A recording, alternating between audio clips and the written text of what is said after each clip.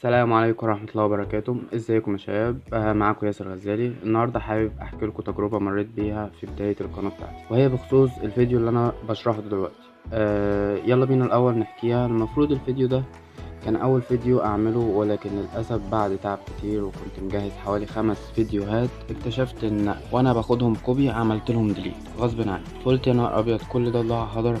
وكان بصراحة يوم بالنسبة لي مش كويس خالص، وكان هين عليا اعيط بس، ويأست طبعا، وكنت خلاص قلت ممكن ما اعملش فيديوهات تاني لحد ما استرجعت نفسي. وقلت يلا بينا نبدأ من جديد، مفيهاش مشكلة. وكنت بصراحة كان المفروض ده يبقى اول فيديو ليا للقناة، بس للأسف هو ما كانش اول فيديو خالص. ده من اخر فيديوهات، يعني اللي هو فيديوهات اللي هي الحديثة يعني حاليا، وانت بتشاهد الفيديو اكيد. طبعا دي كانت تجربتي في اول القناة خالص. بس الحمد لله يعني بدأت ان انا استرجع نفسي وكده. معلش طولت عليكم، يلا بينا نشوف الفيديو. متنسوش بعد اذنكم اللايك على الفيديو لو عجبكم، والاشتراك علشان يوصلك كل جديد. يلا بينا.